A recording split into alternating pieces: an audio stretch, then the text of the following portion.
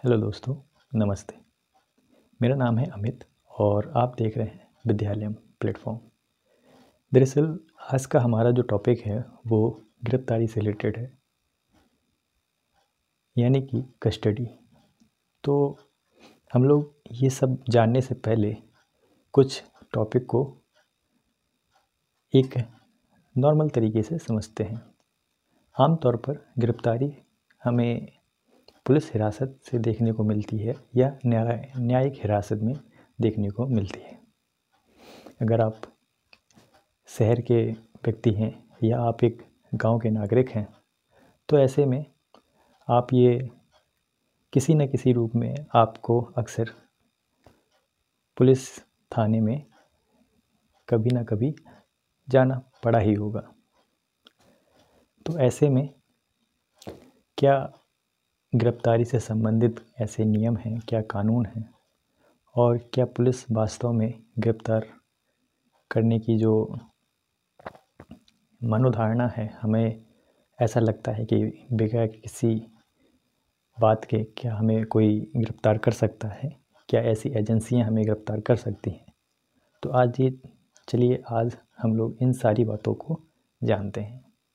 देखिए कि अगर हम अपने संविधान में बात करें तो हमारा संविधान है, इस संविधान में हमारा जो आर्टिकल 22 है ये दरअसल हमें गिरफ्तारियों के बारे में बताता है। तो हमारा जो आर्टिकल 22 है वो हमें कुछ मूलभूत अधिकार देता है गिरफ्तारियों से संदर्भित, और इसमें हमें गिरफ्तारी का कारण जानने का अधिकार होता है और हमें अपने पसंदीदा वकील करने का भी अधिकार होता है। इसके अतिरिक्त जो पुलिस कस्टडी है उसको भी जल्द से जल्द न्यायालय के समक्ष न्यायिक हिरासत को 24 घंटे के अंदर अंदर अदालत में पेश करना होता है किसी भी कस्टडी को पुलिस के द्वारा। तो ये तो हो गया एक साधारण सी बात, लेकिन आखिरकार जो आर्टिकल 22 है वो दो प्रकार की गिरफ्तारियों की बात करता है, जिसमें कि पहली गिरफ्तारी का नाम है क्यूरेटिव डिटेंशन और दूसरी गिरफ्तारी का नाम है प्रिवेंटिव डिटेंशन। दरअसल क्यूरेटिव डिटेंशन जो है वो उपचारात्मक गिरफ्तारी है। उपचारात्मक गिरफ्तारी से मेरा तात्पर्य यह है कि ये जो गिरफ्तारी है वो किसी भी अपराधी के द्वारा अपराध को करने के बाद जो भी कार्यवाही उसके खिलाफ की जाती है ये उपचारात्मक गिरफ्तारी कहलाती है। यानी कि क्राइम पनिश होने के बाद जो भी कार्रवाई की जाती है पुलिस के द्वारा उसको उपचारात्मक गिरफ्तारी कहा जाता है।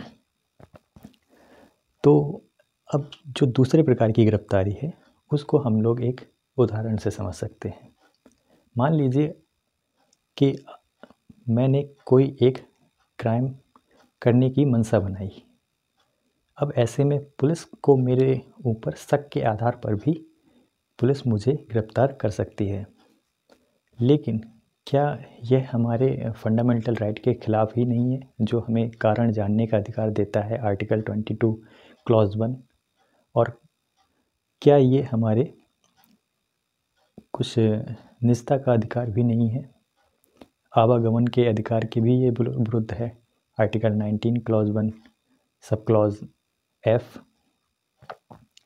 तब ऐसे में सवाल ये उठता है कि प्रिवेंटिव डिटेंशन आखिरकार क्या होती है और क्या इस प्रिवेंटिव डिटेंशन की हमारे संविधानविदों को इस कानून के रूप में इसे संविधान में शामिल करने का और ख़ासकर फंडामेंटल राइट में शामिल करने का उन्हें ये आभास था।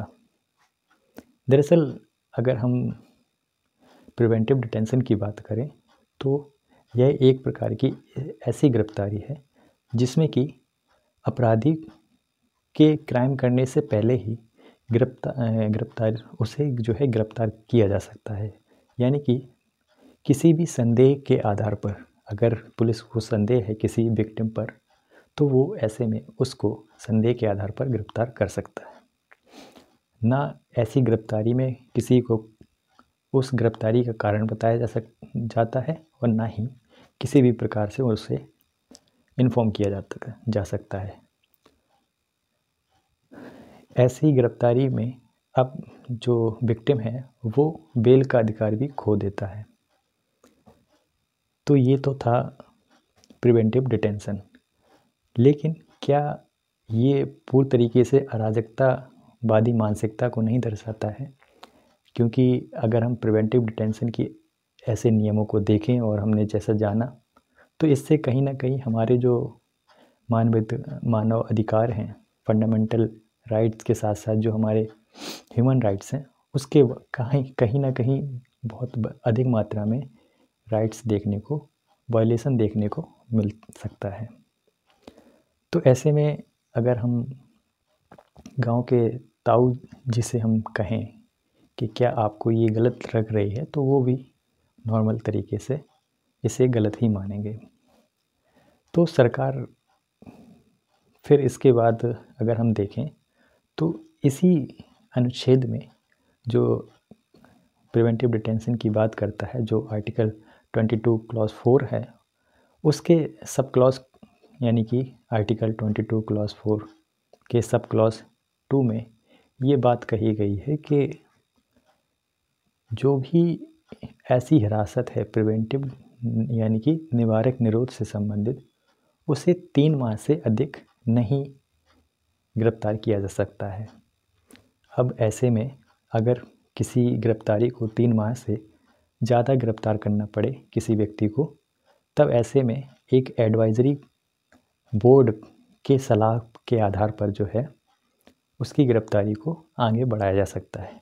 इस सलाहकारी बोर्ड में एक हाई कोर्ट के चीफ जस्टिस, या तो वो रिटायर्ड हो या वर्तमान में कार्यरत हो, वो अध्यक्ष का पद स्वीकारते हैं और इसमें 2 अन्य न्यायिक सदस्य भी होते हैं, यानी कि ये 3 मेंबर बॉडी होती है जो कि ये सलाह करती है कि 3 माह से अधिक अगर किसी को प्रिवेंटिव डिटेंशन दी जा रही है तो उसको आगे बढ़ाया जा सके। ये हमारा पार्ट 1 था। आगे हम लोग प्रिवेंटिव डिटेंशन से जुड़े हुए कानूनों को जांचेंगे। ये आज हमारा संवैधानिक आयाम था related to preventive detention and curative detention. Next video में हम लोग लेजिस्लेशन की बात करेंगे जो कि प्रिवेंटिव डिटेंशन के रूप में हमें देखने को मिलते हैं। तो बने रहिए मेरे साथ, तब तक के लिए धन्यवाद।